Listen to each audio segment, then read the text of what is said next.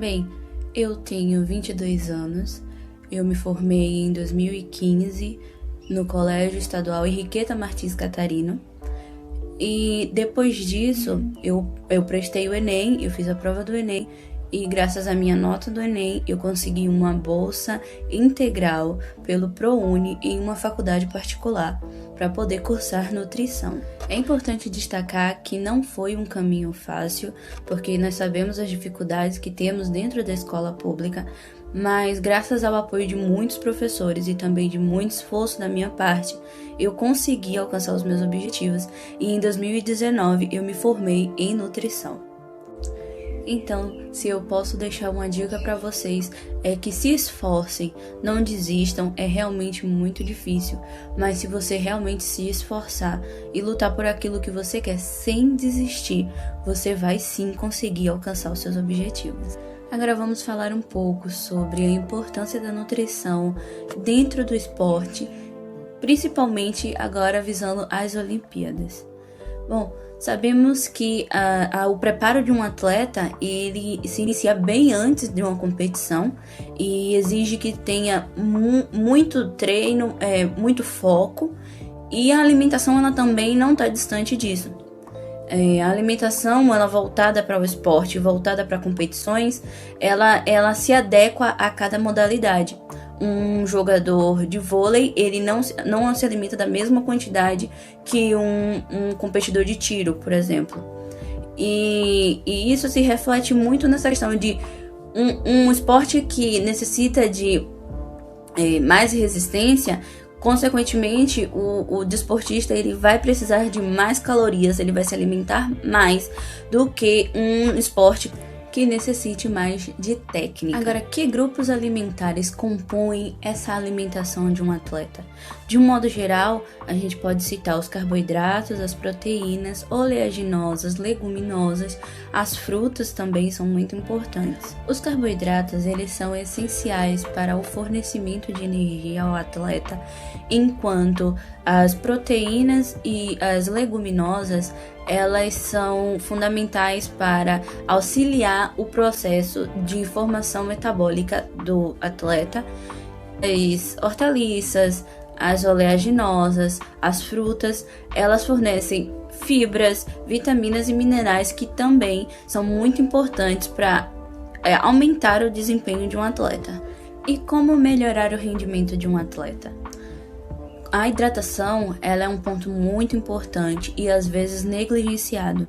Uma boa hidratação, junto com uma alimentação adequada e específica, ela tem sim condições de aumentar e potencializar a performance de um desportista, ou até mesmo reduzir os riscos de uma lesão durante o treino ou durante a competição, ou mal-estar também durante esse período. Porque um atleta que ele está bem hidratado e bem nutrido, ele com certeza ele vai ter uma força maior, um desempenho melhor, e ele não vai sofrer tanto com mudanças talvez na questão do país onde ele vai competir ou do estado. E também na questão de alterações em horários e todo o resto que envolve essa questão de competições. Então é isso, de uma forma bem resumida, o papel da nutrição dentro da área esportiva, voltado para as Olimpíadas. Agradeço o convite, um grande abraço a todos e não esqueçam de se cuidar e usar máscara.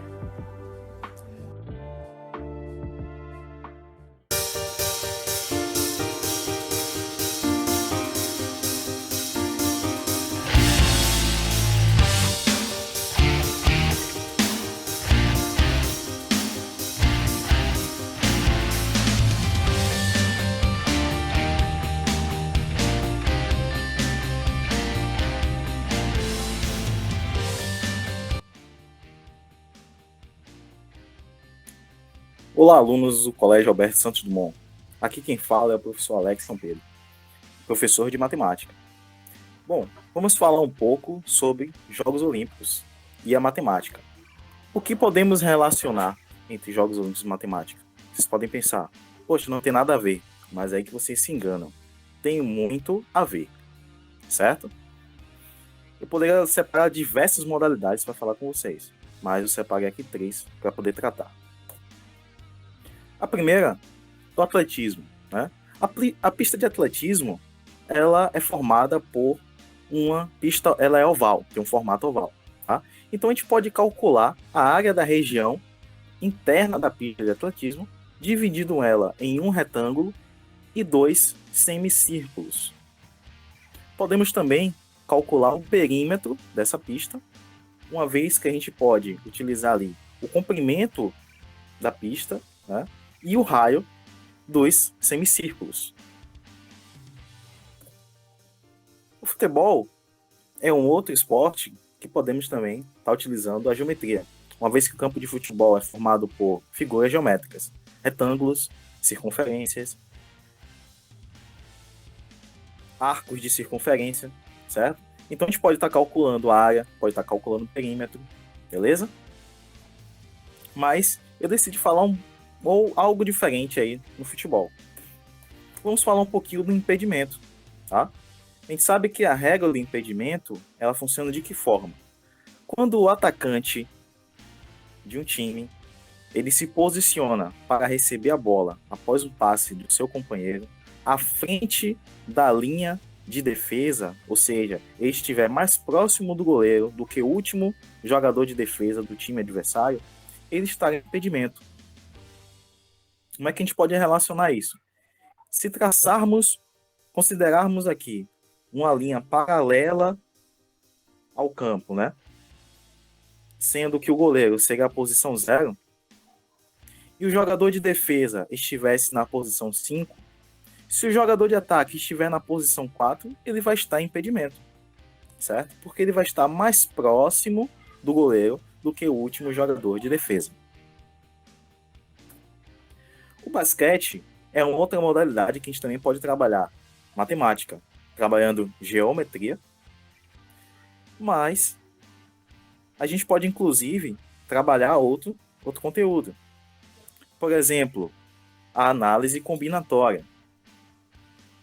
O time de basquete ele é composto por 12 jogadores, sendo 5 dos jogadores vão estar no time titular, em quadra, e os outros 7 vão estar no banco de reserva.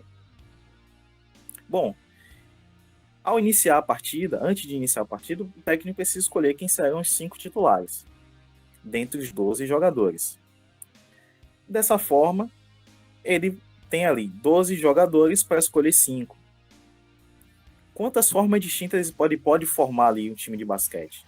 Isso aí é combinação. Ele teria que fazer ali uma continha, né? Uma combinação de 12, 5 a 5. Entre os 12 possíveis, ele vai escolher 5. Ele pode fazer de formas diferentes, tá? Isso aí é análise combinatória. A gente faz uma combinação. Claro que o técnico de basquete não faz essa combinação. Ele escolhe os jogadores dele, né? Os melhores naquele momento, né? Conforme a tática. Mas a gente pode pensar, né, o número de combinações distintas que ele poderia formar o time titular. Outra coisa que a gente pode trabalhar com basquete também é o seguinte: uma vez que o time está em quadra, o técnico ele pode fazer quantas substituições ele quiser durante a partida, tá? Ou seja, ele vai trocar um jogador de linha por um jogador que está no banco de reservas. E ele pode fazer isso inúmeras vezes, sem limitação. Tá? Então, essa troca de posições, um jogador do banco de reserva com um jogador de linha, né, é chamado substituição. E na matemática, a gente pode associar isso como permutação. Tá? A troca de posições na matemática é chamada permutação. Tá? Então, no caso, no time de basquete, durante uma partida, o treinador ele pode fazer infinitas permutações entre os jogadores. É um outro conteúdo matemático que a gente pode abordar. Tá certo? Então, que outras modalidades vocês podem estar abstraindo aí? Matemática e até outros conhecimentos. Que tal vocês pensarem um pouco mais? Grande abraço.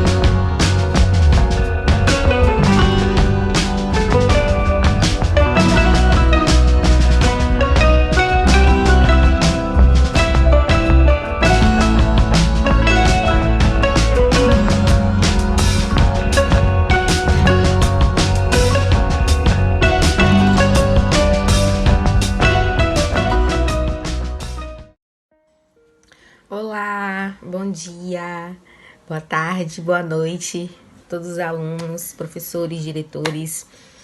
Bom, eu me chamo Paula Magalhães, eu sou jornalista, sou comentarista de interclasses e atleta amadora. Antes de falar um pouco sobre futebol, eu vou contar um pouco da minha trajetória no meio futebolístico para vocês entenderem o porquê da minha paixão pelo esporte. Bom, o meu primeiro contato com o futebol, né, foi, acho que eu tinha mais ou menos uns 10 anos de idade. E porque o meu pai, ele é árbitro da Federação Baiana de Futebol. O meu irmão, ele é educador físico, então não tinha como eu não me apaixonar pelo futebol. Porém, entre todas essas paixões, toda essa convivência, todo esse contato direto com o futebol, durante a minha vivência eu tive um pouco... Foi um pouco preconceituosa, vamos dizer assim. Né? O meu amor pelo futebol chegou fácil, porém teve esses obstáculos, né? No meio futebolístico, porque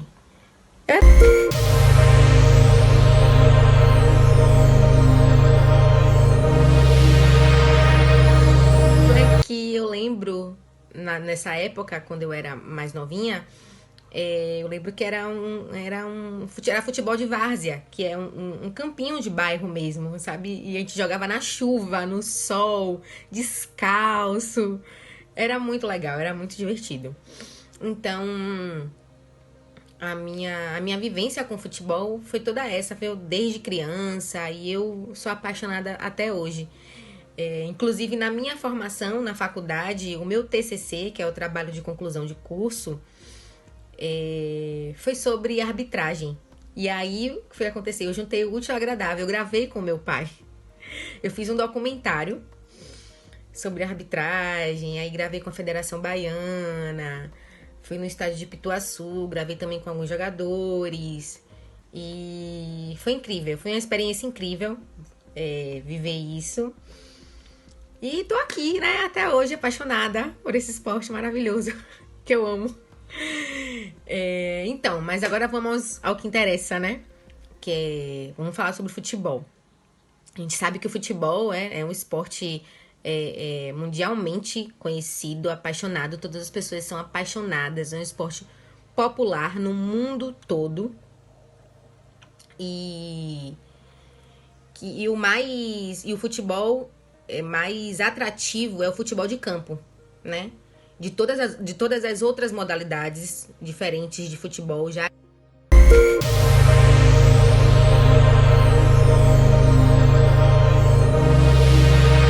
Mas aí junta tudo e forma um só. É um só coração ali torcendo. Mesmo quem entende e quem não entende. E aí a gente passa para a questão do campo, né? Do jogo. Que tem... O campo, ele é um campo retangular, que tem um comprimento da linha lateral, que deve ser superior ao comprimento da linha de meta. E o comprimento vai de mínimo de 90 metros a 120. E a largura de 45 metros a 90 metros. E a duração da partida dura em torno de 45 minutos cada um. Porque tem um primeiro tempo e tem um segundo tempo, se dividem. E cada tempo é 45 minutos. Um total de 90. E tem os acréscimos também. Que aí quem decide é o árbitro. E aí agora a gente vai pro saldo de gols, né? Que é aí que entra a matemática do jogo. A matemática no meio do futebol.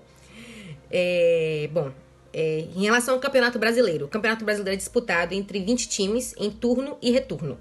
Num sistema de pontos corridos, isto é... Ao final do Campeonato Brasileiro, o time com maior pontuação é o campeão, vence, é o vencedor.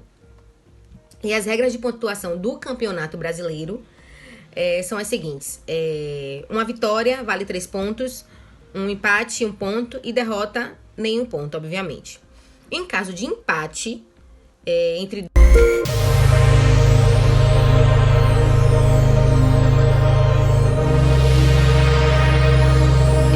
dois ou mais clubes ao fim da competição, os critérios de desempate serão os seguintes. Lembrando que cada campeonato tem suas próprias definições e critério de desempate. Num campeonato brasileiro, o sistema funciona da seguinte forma. Sendo o maior número de vitórias, melhor saldo de gols, gols pró e gols contra, maior número de gols, confronto direto e menor número de cartões vermelhos e menor número de cartões amarelos. É isso que define em caso de empate de clubes. Como é que um time consegue se manter líder na tabela? Bom, desde 2003, as séries A e B do Campeonato Brasileiro, que a gente é mais conhecida como Brasileirão, né? A gente chama de Brasileirão, são disputadas no formato de pontos corridos, como eu já havia dito antes. Então, são 20 times que jogam entre si, em turno e retorno, consagrando-se como campeão aquele que somar o maior número de pontos em 38 rodadas. No caso, são 38 rodadas para poder definir esse vencedor. Já as séries C e D, elas se misturam em fases classificatórias e em grupo de fases eliminatórias em mata-mata, até que se reconheça campeões classificados e rebaixados para a divisão superior ou inferior. No caso, as séries C, o time pode subir para a série B e da